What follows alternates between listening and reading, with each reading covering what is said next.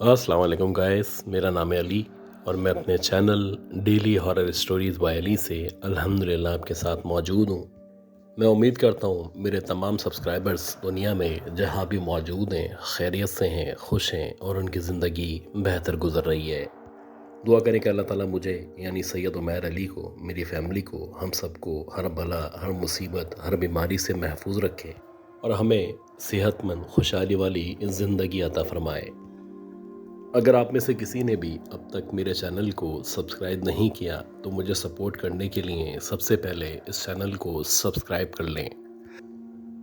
Guys, ये जो कहानी है ये कहानी मिस अस्मा की कहानी है और ये बताती है कहानी 2003-2004 की उस दौर की कहानी है जब हम लोग नाज़िमाबाद के अंदर अपने घर को छोड़ के दूसरे एरिया में यानी इसी ब्लॉक के अंदर एक दूसरे घर के अंदर शिफ्ट हुए थे।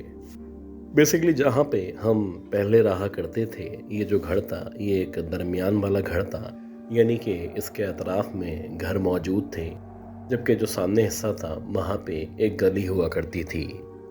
लेकिन जहाँ पे मैं अब शिफ्ट हुई थी ये एक कॉर्नर का घर था और हमारे घर से पहले ये पीछे की तरफ एक और बंगला मौजूद था।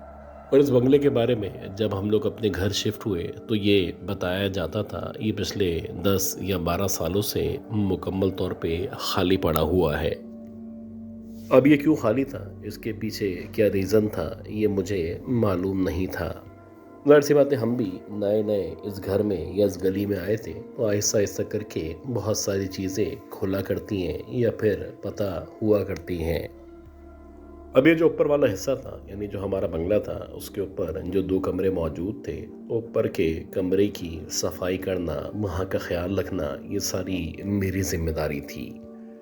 अब जब भी मुझे ऊपर जाना होता तो जाहिर सी बात है सीढ़ियों के रास्ते मैं ऊपर जाया करती और जब मैं सीढ़ियों से ऊपर जाती तो बीच में एक रोशनदान मौजूद था और ये जो रोशनदान था ये बराबर वाले यानी पीछे की तरफ जो बंगला मौजूद था जो कि काफ़ी अरसे से खाली था उसके सहन के अंदर खुला करता था। लेकिन हमने क्योंकि इस रोशनदान को या इस खिड़की को बंद कर रखा था तो इसके खोलने का कोई सवाल ही पैदा नहीं हुआ करता था। शुरू शुरू में जब हम लोग वहाँ पे शिफ्ट हुए सब कुछ नॉर्मल था, बज़ाहिर सब अच्छा लग रहा था। लेकिन आहिस्ता आहिस्ता करके कुछ इस तरह की बातें थी जो मैंने सबसे पहले महसूस करना शुरू की। जैसे कि एक दफ़ा ऐसा हुआ कि मुझे अच्छी तरह याद है कि रात के तकरीबन 8 साढ़े 8 बजे का टाइम था और इशा की अज़ान बस होने ही वाली थी।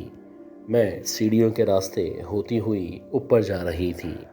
मुझे ऊपर जाते जाते ऐसा महसूस हुआ कि जब मैं इस रोशनदान के या इस खिड़की के सामने से गुजरी हूँ तो मुझे बाकायदा किसी के बातें करने की आवाज़ अपने कानों में महसूस हुई है। ये जो आवाज़ मुझे अपने कानों के अंदर महसूस हुई थी ये ऐसा लग रहा था जैसे किसी बड़े आदमी की, किसी बुज़ुर्ग की आवाज़ है और वो किसी के ऊपर या बच्चों के ऊपर कोई हुक्म सादिर कर रहा है। जैसे कि आम तौर पे हमारे घर में दादा नाना या हमारे वालिदैन वगैरह हमें डांट के कोई ना कोई बात समझाया या मनवाया करते हैं। खैर मैं क्योंकि अकेली थी, मैं रास्ते में या सीढ़ियों पे मौजूद थी तो मेरे अंदर इतनी हिम्मत नहीं थी मैं वहाँ पे रुक के इस आवाज़ को मज़ीद सुनती या फिर रोशनदान या उस खिड़की को खोल के बाकायदा उस घर के सहन में झांक के ये देखती कि आखिर कौन है जो वहाँ पे बैठ के बातें कर रहा है। खैर मैं ऊपर आ गई और ये जो बात थी ये बस आई गई हो गई। इसी तरह मेरा ख्याल है कि 4 या 5 दिन मज़ीद गुजरे होंगे।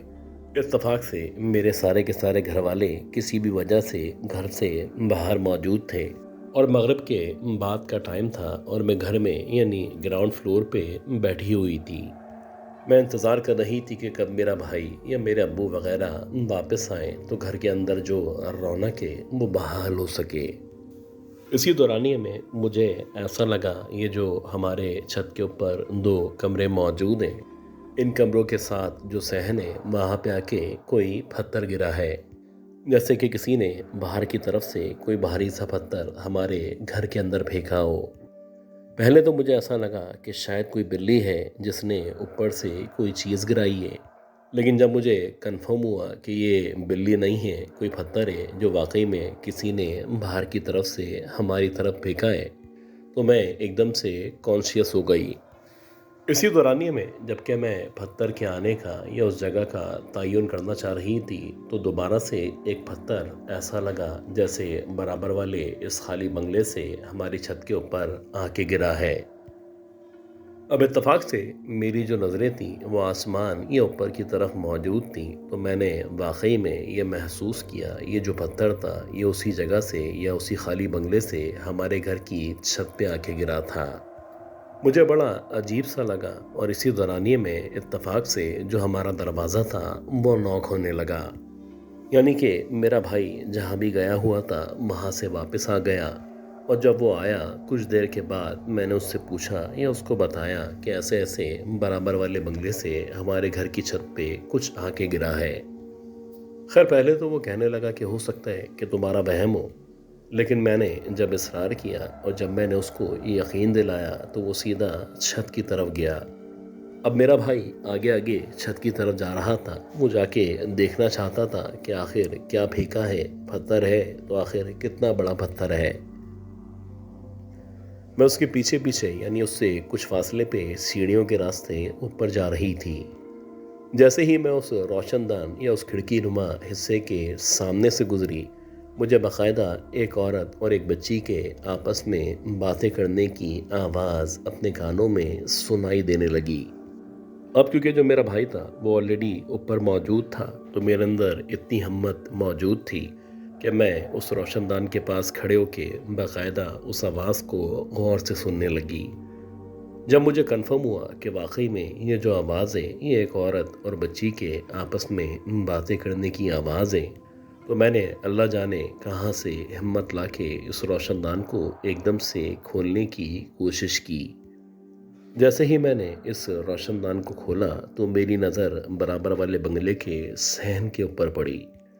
मैंने देखा कि सहन के कोने पे एक चेयर के ऊपर एक औरत अपने बालों को खोल के बैठी हुई है, जबकि उसके बिल्कुल बराबर में एक छोटी बच्ची जो कि 8 या 9 साल की होगी वो खड़ी हुई दिखाई दे रही थी। उस बच्ची का जो हुलिया था वो भी बड़ा अजीब सा हुलिया था। वैसे ही बिखरे बिखरे बाल उसके मुझे दिखाई दे रहे थे और हैरान कुन तौर पे इस कॉर्नर में यानी अंधेरे के अंदर ये दोनों बैठे हुए एक दूसरे से बातें कर रहे थे। खैर हमें तो ये बताया गया था कि ये जो बराबर वाला बंगला है ये काफ़ी अरसे से खाली है। तो मैं बड़ी हैरान थी कि आखिर ये कौन औरत और कौन बच्ची है जो मेरी आंखों के सामने मौजूद है। इसी दौरानी में मेरा भाई ऊपर से उतरता हुआ नीचे आया, तो जाहिर सी बात है मेरा जो फोकस था वो उस जगह से हट के मेरे भाई की तरफ गया। जब मेरे भाई ने खिड़की को खोल के इस सहन में या बराबर वाले बंगले में झांकते हुए मुझे देखा, तो वो भी जल्दी से आया और उसने भी सहन की तरफ देखना शुरू किया। आप यकीन करें कि जैसे ही मेरे भाई ने सहन में उस जगह देखना शुरू किया और मेरी भी नज़रें जबकि उस तरफ पहुंच चुकी थीं, तो हैरान कुन बात ये थी कि वहाँ पे ना वो बच्ची ना औरत मुझे नजर आई, ना ही मेरे भाई ने वहाँ पे किसी इस तरह की चीज़ को देखा। मेरा भाई कहने लगा कि बेवकूफ़, इसको खोलने की क्या ज़रूरत थी। उसने दोबारा से इस रोशनदान को बंद किया और मुझे लेके नीचे चला आया। खैर नीचे आने के बाद भाई ने बताया कि छत के ऊपर 2 बड़े बड़े रेगिस्तानी पत्थर मौजूद थे। ऐसा लग रहा था जैसे रेगिस्तान से लाके इन पत्थरों को यहाँ पे फेंक दिया गया हो। खैर मेरे भाई को भी थोड़ा बहुत अंदाज़ा हो चुका था कि हो ना हो इस घर में कुछ ना कुछ मसला ज़रूर मौजूद है, या नहीं तो कम से कम ये जो पीछे वाला बंगला है जो कि हमसे मिला हुआ है, जो कि काफ़ी अरसे से खाली है, या तो उधर कोई इस तरह का भारीपन है जिसके असरात हमें यहाँ पे महसूस हुआ करते हैं। खैर इस वाक़े के बाद से मेरे भाई ने मुसलसल मस्जिद जाके वहाँ के जो इमाम साहब थे वहाँ से ये सारी बातें डिस्कस करना शुरू की। तो वो जो इमाम साहब थे वो रोज़ाना एक बोतल के ऊपर पानी पे दम करके मेरे भाई को दिया करते।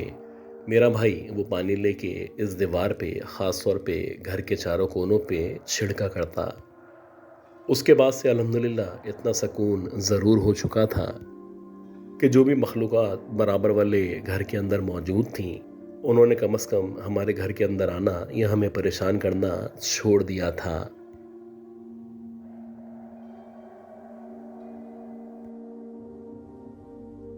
अच्छा गाइस, उम्मीद करता हूँ ये जो पहली स्टोरी थी, ये स्टोरी आपको ज़रूर पसंद आई होगी। अब हम चलते हैं आज की दूसरी बहुत ही खौफनाक कहानी की तरफ, और मैं उम्मीद करता हूँ कि आपने अब तक इस वीडियो को लाइक ज़रूर कर दिया होगा। मेरी शादी 2006 और 2007 में हुई थी, और जब मेरी शादी हुई थी तो मैंने अपने हस्बैंड से कहा था कि शादी के बाद हम लोग पूरे पाकिस्तान का टूर करेंगे। खैर, मेरे हस्बैंड के पास क्योंकि टाइम की बहुत कमी थी, तो पूरे पाकिस्तान का तो थोड़ा सा मुश्किल हो गया था, लेकिन उन्होंने कहा था कि एक हफ्ते में जितनी जगह जा सकते हैं वहाँ पे जाएंगे और कोशिश करेंगे कि इस सफ़र को यादगार बना सकें। और ऐसे ही हुआ कि हम लोगों ने कराची से इस्लामाबाद का रुख किया, और वहाँ से हमने ये डिसाइड किया था कि आगे मरी की तरफ जाएंगे। 2 दिन मरी में रुकेंगे, और उसके बाद जो भी टाइम मिलेगा उस टाइम में मज़ीद आगे की तरफ बढ़ने की कोशिश करेंगे। ये जो महीना था, ये नवंबर का महीना था, और पंजाब के अंदर ख़ास तौर पे मरी में नवंबर में भी सर्दी हुआ करती है। लेकिन जो नवंबर की सर्दी होती है उसको अगर आप जनवरी या फरवरी की सर्दी से कंपेयर करें तो नवंबर में इतनी सर्दी नहीं हुआ करती। खैर, हम लोग जब मरी में पहुंचे तो काफ़ी कोशिश के बाद हमें बिलाखिर एक होटल मिला। अब ये जो होटल था ये बेसिकली ग्राउंड +3 पे मुश्तमिल था, और हमें 3rd फ्लोर के ऊपर एक कमरा फराहम किया गया। ये जो कमरा था एक बहुत ही कुशादा, बहुत ही बड़ा कमरा था, और अच्छी बात ये थी कि यहाँ पे हीटर का इंतज़ाम मौजूद था। खैर, ये जो पहली रात थी, क्योंकि हम ऑलरेडी सफ़र करके आए थे, बहुत ज़्यादा थके हुए थे, तो रात के 9:30-10 बजे तक हम लोगों ने रात का खाना खाया, और खाना खाते ही हम दोनों की आंख लग गई। मुझे अच्छी तरह याद है कि जब हम लोग सोने के लिए लेटे थे तो कमरे के अंदर जो हीटर मौजूद था हम लोग उसका इस्तेमाल कर रहे थे। खैर, क्योंकि हीटर चल रहा था, एक सुकून वाला माहौल था, तो हम दोनों की जैसे ही आंख लगी तो हम लोग देखते ही देखते गहरी नींद में जाते चले गए। अभी हमें सोते हुए 2 या 3 घंटे गुजरे होंगे। रात के तकरीबन 12, साढ़े 12 बजे एकदम से मेरी आंख खुली। मुझे ऐसा लग रहा था जैसे सर्दी बहुत ज़्यादा बढ़ चुकी है, या फिर कमरे के अंदर जो हीटर मौजूद है उसने काम करना छोड़ दिया है। पहले तो मैं कोशिश करने लगी कि लिहाफ वगैरह अपने ऊपर डाल लूँ और किसी तरह इस सर्दी से अपने आप को बचा सकूँ, क्योंकि अगर आप गहरी नींद में हो तो आप कोशिश करते हैं कि आपको उठना ना पड़े। लेकिन कोशिश के बावजूद भी जब मुझे नींद नहीं आ पा रही थी और हर गुजरते हुए लम्हे के साथ मुझे एहसास हो रहा था जैसे सर्दी बढ़ती चली जा रही है, तो बिलाखिर मैंने ये फ़ैसला किया कि मैं खड़ी होती हूँ और उठ के देखती हूँ कि ये जो हीटर है कहीं ये बंद तो नहीं हो गया। अल्लाह अल्लाह करके मैं खड़ी हुई, और खड़े होने के बाद एकदम से हीटर की तरफ बढ़ती चली गई। जैसे ही मैं हीटर के करीब पहुंची और वहां पहुंच के मैंने हीटर को चेक करना शुरू किया, तो मैंने देखा कि वो जो हीटर है वो तो प्रॉपर्ली काम कर रहा था। तो फिर आखिर ऐसी क्या वजह थी कि हीटर चलने के बावजूद भी कमरे में सर्दी बढ़ती चली जा रही थी। खैर, मैं एकदम से जब पलटी और मैंने सोचा कि अपने हस्बैंड को उठाती हूँ, उनको कहती हूँ कि नीचे जाएं, मैनेजर से पूछें कि आपके यहाँ पे हीटर भी चल रहा है, उसके बावजूद कमरे में इस कदर सर्दी हो चुकी है, आखिर इसकी क्या वजह है। अब जैसे ही मैं पलटी, और जब मैं पलटी और मेरी नज़र सामने जहाँ पे खिड़की मौजूद थी उस तरफ पड़ी, तो मुझे ऐसा लग रहा था जैसे जो खिड़की है वो एकदम से हिलना शुरू हुई है, और शायद इसके हिलने की वजह से ये जो ठंडी हवा है मुसलसल ना सिर्फ कमरे में दाखिल हो रही है बल्कि हीटर की जो कोशिश है उसको भी नाकाम कर रही है। अब मैंने सोचा कि मैं आगे बढ़ती हूँ और इसको किसी ज़रिए से मज़ीद सही तरह से बंद करने की कोशिश करती हूँ। इससे पहले कि मैं खिड़की के पास पहुँचती, एकदम से जो खिड़की थी वो खुद ब खुद खुल गई। और जैसे ही खिड़की खुली तो मैंने देखा कि उस खिड़की से कोई अंदर की तरफ झांकने की कोशिश कर रहा है, या फिर कोई चाहता है कि उस खिड़की से अंदर आ जाए। अब जैसे ही मैंने उस वजूद पे गौर करना शुरू किया तो कुछ अजीब से उसके नकूश थे। उस चेहरे के ऊपर आंखें मौजूद नहीं थीं, लेकिन उसके चेहरे को देख के अंदाज़ा हो रहा था जैसे कि शायद किसी औरत का चेहरा है। उसके साथ साथ इसके जो बाल थे वो बहुत बड़े बड़े अजीब से बाल थे, और ऐसा लग रहा था जैसे बहुत ही गंदे संदे बाल हैं। वो औरत मुसलसल न सिर्फ खिड़की से अंदर की तरफ झांक रही थी, बल्कि ऐसा लग रहा था जैसे वो कोशिश कर रही है कि किसी भी तरह बाहर से अंदर दाखिल हो सके। अब ये जो मंजर था, इस मंजर को देखने के बाद एकदम से मुझ पे खौफ तारी हो चुका था। उसके बाद मैंने यही बेहतर समझा कि बजाय मैं खिड़की की तरफ जाऊं या उसको बंद करने की कोशिश करूं, उससे बेहतर है कि मैं अपने हस्बैंड को उठाने की कोशिश करती हूं। मैं बहरहाल जल्दी से अपने हस्बैंड के पास पहुंची और उनको हिला हिला के उठाने की कोशिश करने लगी। जैसे ही मेरे हस्बैंड की आंख खुली तो मैंने उनको इशारा किया कि देखें, खिड़की के ऊपर कोई मौजूद है, शायद कोई औरत है जो कमरे के अंदर दाखिल होना चाहती है। अब जब मैंने खिड़की की तरफ इशारा किया तो मेरे हस्बैंड खिड़की की तरफ देखने के बाद कहने लगे कि उस तरफ तो कोई भी औरत मौजूद नहीं है, तुम बिला आखिर किस औरत की बात कर रही हो। अब उनके कहने पे जब मैंने खुद खिड़की की तरफ देखा तो वाकई में अब वहाँ पे कोई भी मौजूद नहीं था। खैर, मेरे हस्बैंड खड़े हुए और उसके बाद जब वो खिड़की के पास गए और उन्होंने खिड़की से बाहर की तरफ झांका तो वहाँ पे कोई भी मौजूद नहीं था।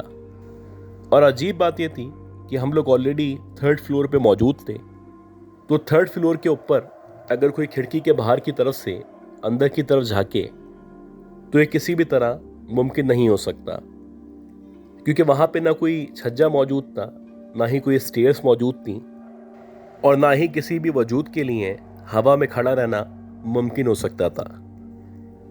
अब जब मैं भी वहाँ पे गई और मैंने भी बाहर की तरफ झांका तो बाहर झांकने पे नीचे का जो हिस्सा था, यानी जो बाहर का हिस्सा था, जो भी ग्राउंड था, वो नज़र आ रहा था। और वाकई में मैं सोच रही थी कि किसी भी तरह एक औरत का बाहर की तरफ से अंदर झांकना या फिर हवा में मौजूद होना किसी भी तरह मुमकिन नहीं है। खैर, मेरे हस्बैंड ने मुझे समझाया और समझाने के बाद हम लोग दोबारा से लेट गए। अभी मेरी आंख लगे हुए मज़ीद 15 या 20 मिनट गुजरे होंगे कि मुझे ऐसा लगा कि हमारे कमरे में कोई मौजूद है, और ना सिर्फ मौजूद है बल्कि बहुत गहरी गहरी सी सांसें ले रहा है। अब जैसे ही मुझे एहसास हुआ या मुझे सांसें लेने की बाकायदा आवाज़ सुनाई दी तो मैंने एकदम से अपने इर्द गिर्द का जायज़ा लेना शुरू किया। और इसी दौरानिए में जब मेरी नज़र अपने बेड के सामने की तरफ पड़ी तो मैंने देखा कि हमारे बेड के बिल्कुल सामने एक चेयर रखी हुई है, और उस चेयर के ऊपर एक अजीब सी, बहुत ही खौफनाक शक्ल की मालिक एक औरत बैठी हुई है। वो कुछ अजीब तरीके से चेयर पे ना सिर्फ बैठी हुई थी बल्कि मुसलसल आगे पीछे होके चेयर को हिलाने की कोशिश कर रही थी। ऐसा लग रहा था जैसे वो किसी बेचैनी का या किसी परेशानी का शिकार है। वो कुछ अजीब तरीके से न सिर्फ मेरी तरफ देख रही थी बल्कि ऐसा लग रहा था जैसे वो हमें कहना चाहती है कि जितना जल्दी हो सकता है यहाँ से चले जाओ। खैर, जब मैंने रूम के अंदर चेयर के ऊपर उस औरत को देखा तो मैंने एकदम से चीखना शुरू किया, और जैसे ही मैंने चीखना शुरू किया तो इसी दौरानिए में जो मेरे हस्बैंड थे उनकी भी आंख खुल गई। अब मेरे हस्बैंड और मेरे सामने चेयर के ऊपर वो औरत अभी भी बैठी हुई थी, और मेरे हस्बैंड ने एकदम से उसको देखने के बाद उससे पूछा कि बिल आखिर तुम कौन हो। अब जब मेरे हस्बैंड ने इस तरह से बोला तो जो औरत थी वो एकदम से खड़ी हुई और मेरे हस्बैंड की तरफ देख के कहने लगी कि जितना जल्दी हो सकता है यहाँ से तुम चले जाओ, ये हमारी जगह है, यहाँ पे हम रहा करते हैं। और ये कहने के बाद वो एकदम से वॉशरूम की तरफ गई और ना सिर्फ वॉशरूम की तरफ गई बल्कि देखते ही देखते गेट के आर पार हो गई। अब ये जो कुछ हुआ था ये आनन फानन हुआ था और काफ़ी देर तक तो मुझे और मेरे हस्बैंड को यकीन ही नहीं आ रहा था कि जो कुछ हमने देखा है वो वाकई में हकीकत है। खैर मेरे हस्बैंड उसी वक्त उठे और उठने के बाद नीचे जो भी मैनेजमेंट थी उनसे रब्ता किया और उनको कहा कि बिला आखिर आपने हमें ऐसा रूम दिया है या आपने हमें होटल में एक ऐसी जगह पे रुकवाया है जहाँ पे यकीनन ना सिर्फ असरात मौजूद हैं बल्कि दीगर मखलूक़ात भी रहा करती हैं। खैर वाक़ा जो मैनेजर था वो इस वाक़े के बाद भी इस बात को मानने को तैयार नहीं था। वो कहने लगा कि सर आपका वहम होगा, लेकिन फिर भी मैं आपके लिए कोशिश करता हूँ किसी दूसरे रूम का इंतज़ाम कर दूँ। और ऐसा ही हुआ कि उसने 1 घंटे के अंदर अंदर किसी और रूम में फर्स्ट फ्लोर पे हमें ना सिर्फ शिफ्ट कर दिया बल्कि जो हमारा किराया था यानी जिस किराए पे हमारी बातचीत हुई थी उसको भी आधा कर दिया। उस मैनेजर ने हमारे जाते हुए हमें रिक्वेस्ट की थी कि मैं आपसे रिक्वेस्ट करता हूँ कि जो कुछ आपके साथ यहाँ पे हुआ था इसका जिक्र आप किसी के साथ भी मत कीजिएगा। अगर आपने इस होटल के बारे में या हमारी इस जगह के बारे में किसी से भी इस तरह की बात की तो हो सकता है उससे हमारे होटल की ना सिर्फ रेपुटेशन ख़राब हो बल्कि जो भी टूरिस्ट हैं वो इधर रुकना या यहाँ पे रूम की बुकिंग्स करवाना बिल्कुल ही ख़त्म कर दें।